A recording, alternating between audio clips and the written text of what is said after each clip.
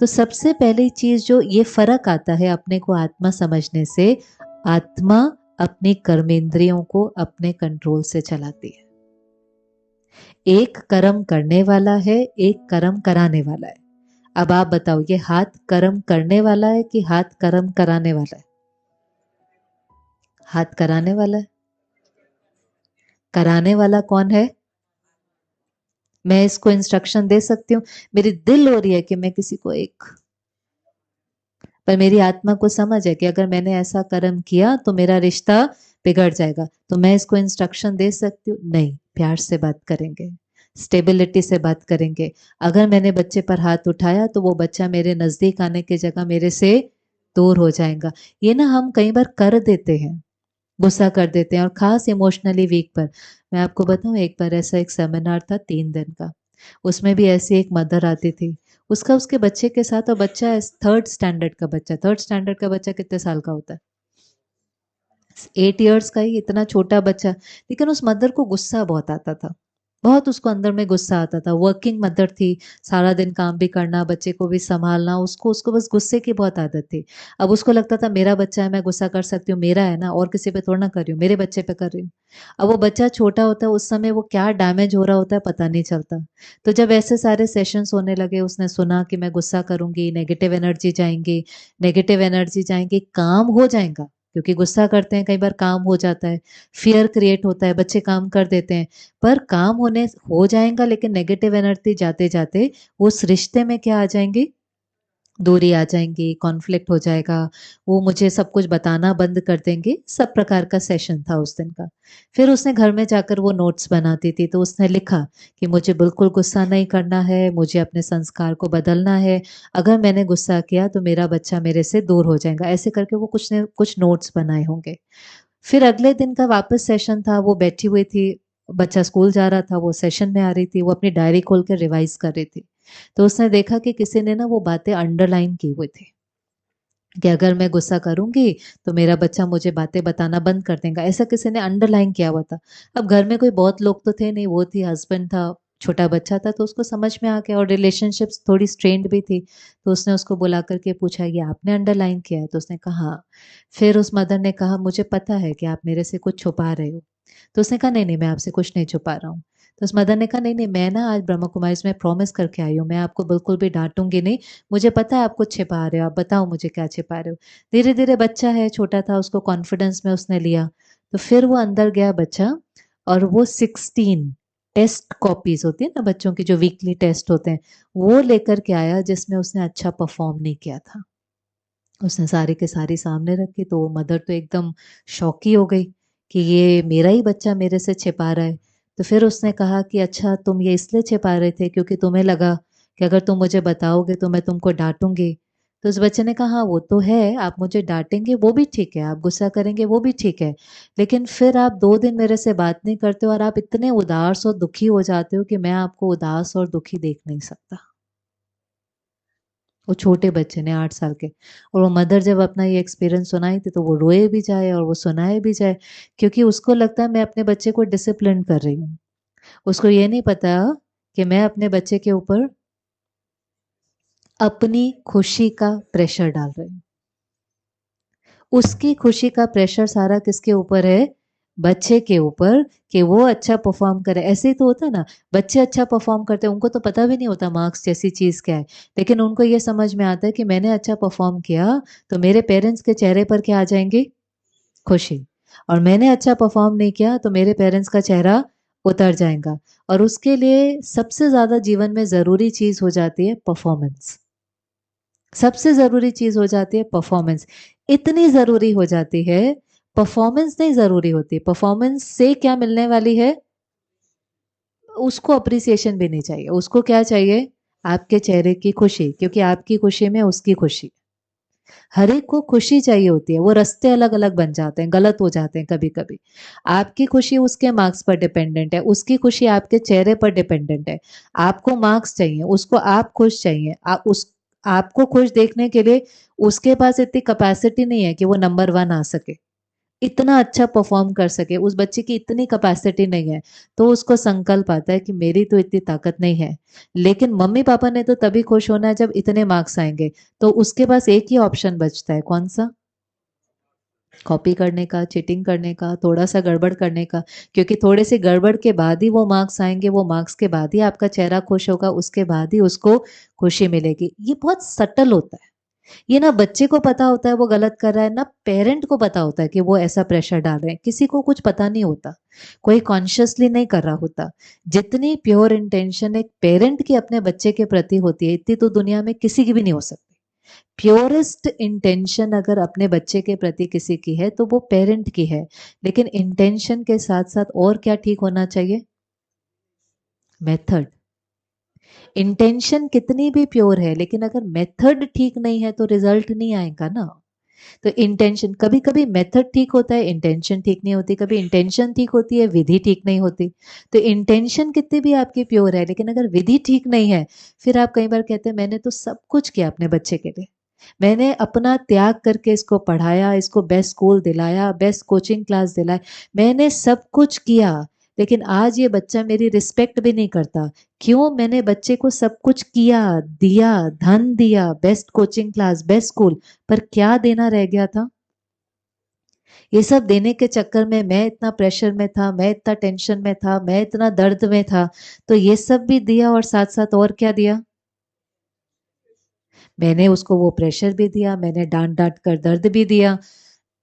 मैं फियर में था तो वो फियर भी दिया। तो वो चीज भी तो रिश्ते को डिस्ट्रॉय कर देती है ना। फिर क्या होता है, वो इंटेलेक्चुअली बहुत स्ट्रांग बन जाता है, वो किसी कंपनी का मालिक बन जाता है, वो बहुत अच्छा धन कमा लेता है, पर वो बहुत रिस्पेक्टफुल नहीं है, वो बहुत लविंग नहीं है, वो बहुत काइंड नहीं है, वो बहुत हेल्पफुल नहीं है। क्योंकि ये सारा एक वाइब्रेशनल लेवल पर होता है। इसलिए हमें उनको इंटेलेक्चुअली भी स्ट्रांग बनाना है और साथ साथ उनको इमोशनली भी स्ट्रांग बनाना है। पर पहले मुझे खुद को इमोशनली स्ट्रांग बनाना पड़ेगा। तो आज आप सारा दिन, सोल कॉन्शियस का मतलब क्या है? सोल मैं मालिक अपनी कर्मेंद्रियों से कार्य कराऊंगी। कोई कर्मेंद्री मुझे धोखा नहीं दे सकती, ये आंखें धोखा नहीं दे सकती, मैं मालिक। जैसे आपका सर्वेंट होता है, आप सर्वेंट को कुछ कहते हो तो वो क्या कहता है आपको? हाँ जी। कहता है कि नहीं? आप कहते हो ये काम कर दो, वो कहेगा हाँ जी। आप कहोगे ये काम कर दो, वो कहेगा हाँ जी। अगर वो कहने लगे कि मैं नहीं करूंगा, तो आप कहेंगे नहीं, कोई दूसरा। क्योंकि उसका काम ही क्या है? आपको हाँ जी कहना। तो पहले हमारे कर्मचारी, तो हमारी ये कर्मेंद्रियां है ना, सेंस ऑर्गन्स, ये हमें धोखा क्यों दे रही है? हम आंखों को कहना ये नहीं देखना है, ये मेरे लिए नुकसानदायक है, ये मेरी मेंटल हेल्थ को इफेक्ट कर रहा है, वो आंखों को कहना चाहिए हाँ जी मुझे नहीं देखना है। कानों को कहना चाहिए हाँ जी मुझे ये नहीं सुनना है। मुंह को कहना चाहिए हाँ जी ये मुझे नहीं कहना है। पहले ये बाहर की कर्मेंद्रियां मेरे ऑर्डर से चले, फिर आती हैं सूक्ष्म कर्मेंद्रियां जिसको हम कहते हैं मन। फिर हम अपने मन को कहते हैं ये नहीं सोचना है, ऐसे नहीं ऐसे सोचना है। वो मन कहेगा हाँ जी आप ठीक कह रहे हो, ऐसे नहीं ऐसे सोचना है। किसका मन है?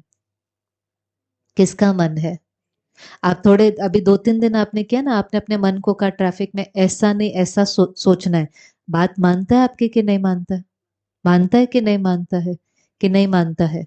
आप उसको कहो नहीं नहीं इरिटेट होना है, ट्रैफिक ही तो है ना, आराम से बैठते हैं, किसी से फोन पर बात कर लेते हैं, थोड़ा सा इस समय को एंजॉय करते हैं। मन हमारा बहुत अच्छा फ्रेंड है, उसको आप सिखाओ तो कैसे सोचना है। जैसे मना, आपके घर में अगर छोटा बच्चा हो, माताओं को बहुत अच्छे से पता है, जब आप छोटे बच्चे को पालते हैं, अब वो छोटा बच्चा 2-4 महीने का, आप सारा समय तो उसको गोद में नहीं रख सकते, आपको घर का काम भी करना है, तो आप उसको किस में डाल देते हो? आप उसको क्रेडल में डाल देते हो, झोले में डाल देते हो, आप काम भी करते रहते हो, लेकिन आपका एक कान और एक आंख किसकी तरफ होती है? बच्चे की तरफ होती है कि नहीं? आप काम भी कर रहे हो, आप बच्चे को भी संभाल रहे हो, दोनों में से आपकी प्रायोरिटी क्या है? आपकी प्रायोरिटी क्या है, काम के बच्चा? बच्चा है कि नहीं? काम से पहले बच्चा है कि नहीं है? लेकिन आप काम करके आपकी एक आंख एक कान वहां है। जैसे ही बच्चे ने रोना शुरू किया, आप क्या करेंगे? काम को छोड़ेंगे, बच्चे को चुप कराएंगे, जो उसको चाहिए चाहिए, और फिर आप वापस आ जाएंगे। ऐसे करते हैं कि नहीं करते? ये हमें करना आता है कि नहीं आता? आप में से कौन कौन ये कर सकता है? सब कर सकते हैं। अच्छा, अब वो जैसे एक बच्चा बाहर है, एक बच्चा कहाँ बैठा है? एक बच्चा कहाँ बैठा है? कहाँ? कहाँ बैठा है? एक बच्चा कहाँ है? कौन है बच्चा? ये मन है छोटा बच्चा कि नहीं? आपको सारा दिन बैठ करके इसको नहीं देखना है। जैसे उसको बच्चे को झूले में डाल देते हैं, ऐसे ये है। आप काम करते जाओ। ये बच्चा कभी कभी रोता है, ये बच्चा कभी कभी चिल्लाता है। हम क्या करते हैं? चिल्लाओ चिल्लाओ और चिल्लाओ और जोर की रो, दुनिया ही ऐसी है। क्या कर सकते हैं, सब ऐसे हैं, चिल्लाना। अब वो चिल्लाते चिल्लाते थक जाता है, स्ट्रेस हो जाता है, डिप्रेशन में चला जाता है। यही कारण है। डिप्रेशन का सबसे बड़ा कारण यही है कि जब वो रो रहा होता है, चिल्ला रहा होता है, हम में से कोई भी रुक करके उसको समझाता ही नहीं है कि ऐसे नहीं, ऐसे सोचना है। हम में से कोई उसका ध्यान ही नहीं देता, उससे बात ही नहीं करता। तो दर्द में जाते जाते जाते जाते फिर वो बहुत ज्यादा कमजोर हो जाता है। अब वो रो रहा है, वो कैसे रोता है? वो ऐसे रोता है, इन्होंने ऐसे क्यों बोला, सबके सामने क्यों बोला, मुझे ऐसे क्यों डांटा, इनके ये ऐसे कैसे बोल सकते हैं? ऐसे वो रोता है, चिल्लाना शुरू करता है। छोड़ दो सारे काम 1 मिनट के लिए। 1 ही मिनट लगता है, ज्यादा नहीं लगता। छोड़ो सारे काम, अपने साथ मुलाकात करके अपने को समझाओ, उन्होंने ऐसे इसलिए बोला क्योंकि ये उनका संस्कार है। उन्होंने ऐसे बोला क्योंकि ये उनका स्वभाव है। उनका संस्कार से, उनके कर्म से उनका भाग्य बनता है। मेरे पास चॉइस है। अब उन्होंने जो बोला उसको कितना पकड़ के रखना है, कितना उसके बारे में सोचना है, कितना उस स्क्रैच का घाव बनाना है, या उसको 1 सेकंड में फुल स्टॉप लगाना है, ये चॉइस किसके पास है? मेरे पास। चॉइस को यूज करो, अपने को ठीक करो, वापस आ जाओ। स्क्रैच को ठीक करने में 1 मिनट लगता है, घाव को ठीक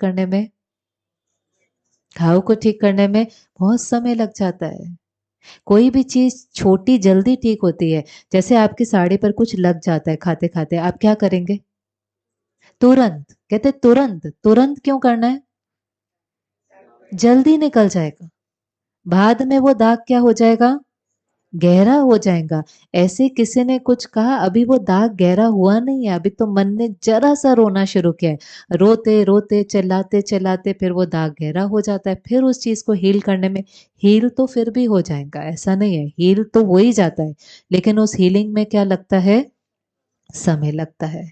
तो अभी आज हम एक शिफ्ट में जीवन जिएंगे। आज तक हमारा था बॉडी कॉन्शियस, देह अभिमान, बॉडी की कॉन्शियसनेस।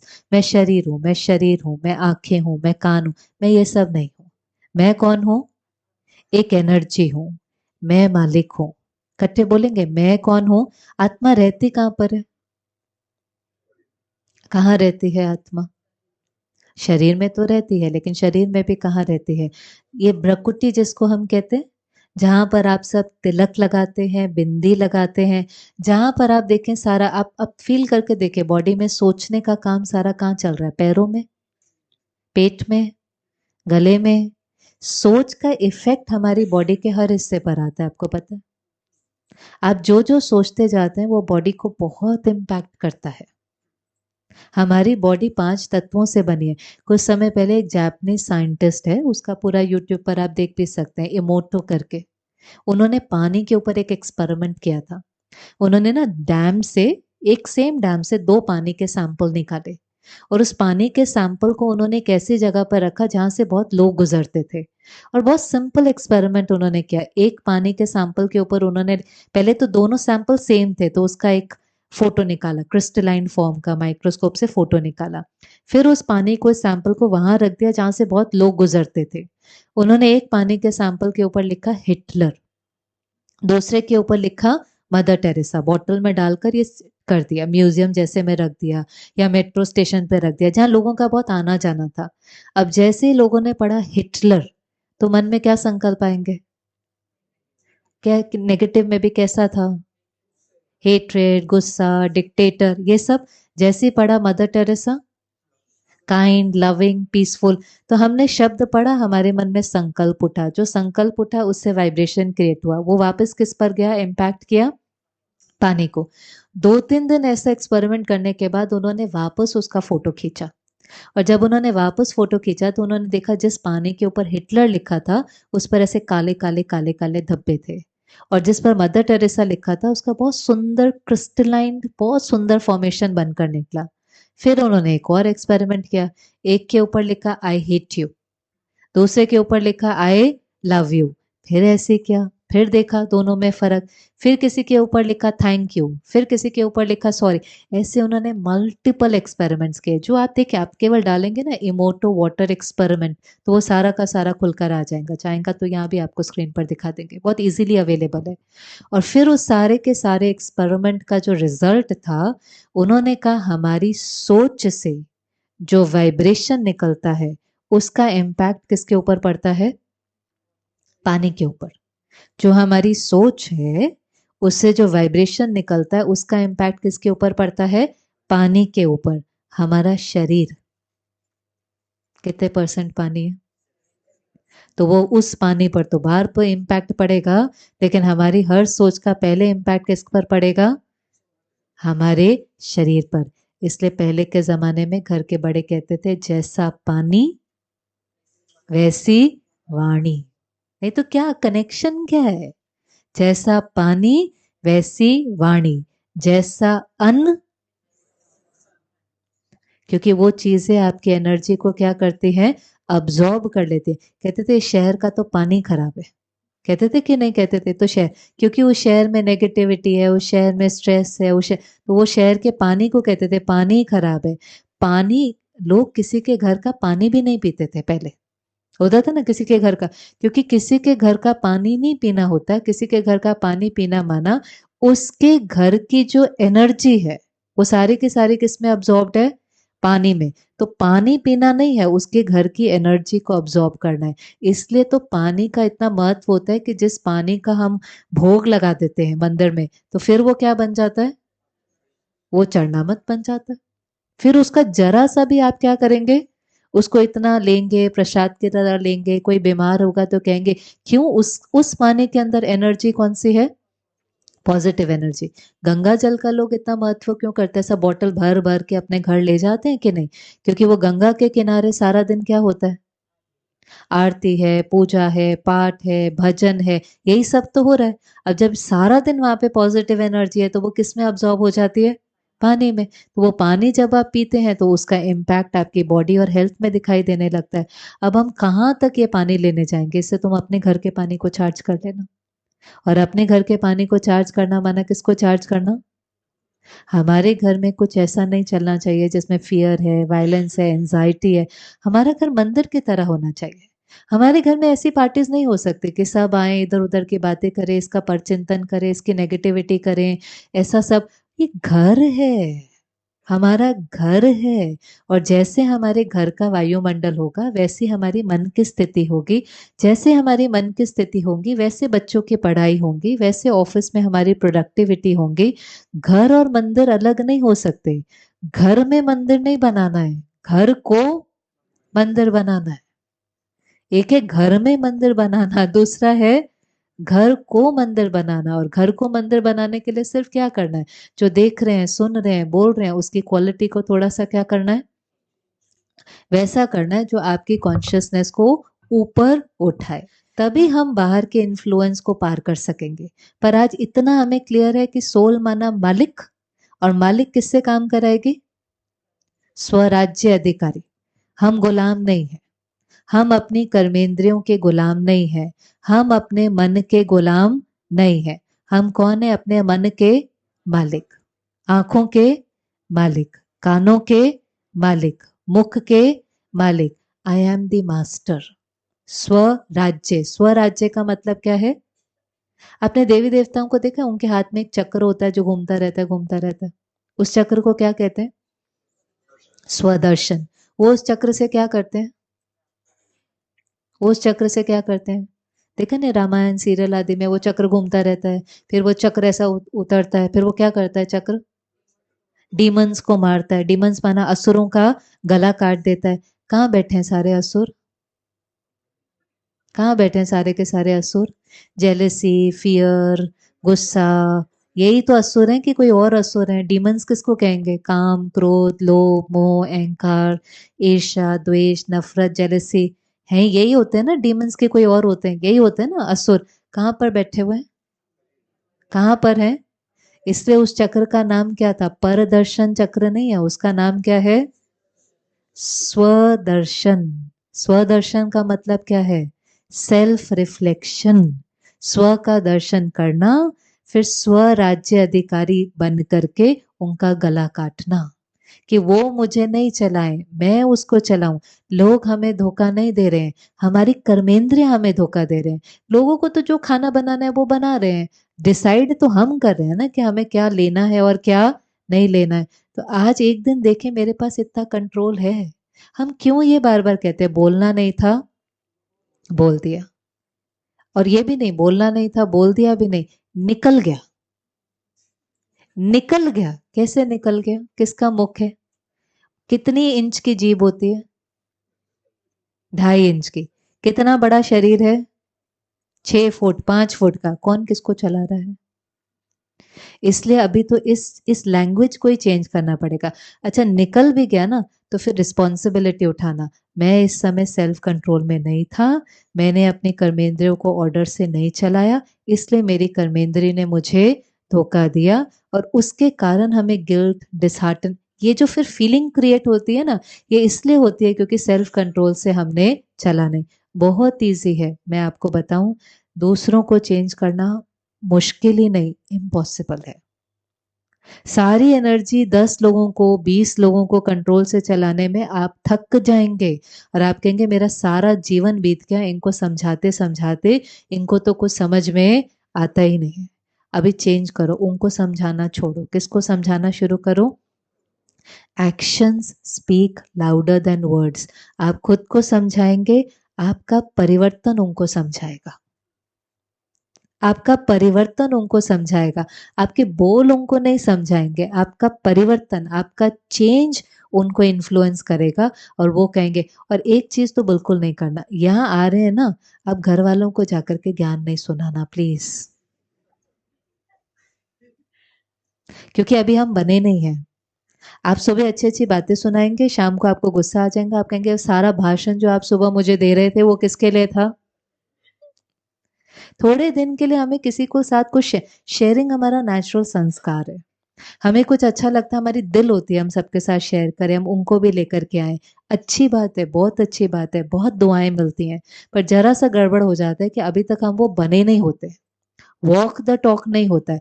जब तक हम बने नहीं होते तो लोगों के पास बड़ा इजी तरीका होता है कि हमारी इतनी सी गलती हो गई तो उन्होंने हमें तुरंत कहना है, क्या है वो ओम शांति में जाते हो ना, आप कहाँ गए आपकी शांति? होता है, बोला आपको 4 दिन में किसी ने? चलो अभी से ही शुरू हो गया। पर आपको उस समय अपने को कहना है, ये आएगा डायलॉग, पता है ये आएगा, क्योंकि हम जरा सा भी अच्छा बनने की कोशिश करते हैं ना, तो एक्सपेक्टेशंस तो बहुत ज्यादा होती हैं। आपको अपने मन को समझाना है, कम से हम किसी को ब्लेम तो नहीं कर रहे, कंप्लेन तो नहीं कर रहे, कम से कम अपने को चेंज करने की मेहनत तो कर रहे हैं। आज नहीं तो कल ये चेंज भी आ जाएगा, कोई भी चीज असंभव नहीं होती। कम से कम हमने वो एफर्ट तो करना शुरू किया। आज तक तो हम फिंगर वहां रखते थे, अब कम से कम हमने रिस्पॉन्सिबिलिटी तो उठाई कि हम थोड़ा थोड़ा अपने अंदर चेंज लेकर आएंगे। ये सेल्फ रिस्पेक्ट है कि जब कोई हमें डिसरिस्पेक्ट करता है तो हम खुद की तो सेल्फ को तो रिस्पेक्ट कर सकते हैं ना। सब हमें रिस्पेक्ट करें ये पॉसिबल नहीं है, क्योंकि लोगों की खुद की सेल्फ रिस्पेक्ट बहुत कम है। वो खुद ही अंदर से दर्द में है, तो वो बहुत ज्यादा आपको अच्छा अच्छा बोल पाए ऐसा नहीं हो पाएगा। पर हम खुद को तो रिस्पेक्ट दे सकते हैं ना। कोई आपको नीचे गिराने की कोशिश करे, आप अपने से बात करके अपने को ऊपर उठा लो। आपने अपने को ऊपर उठा लिया, कोई भी आपको नीचे गिरा नहीं सकता।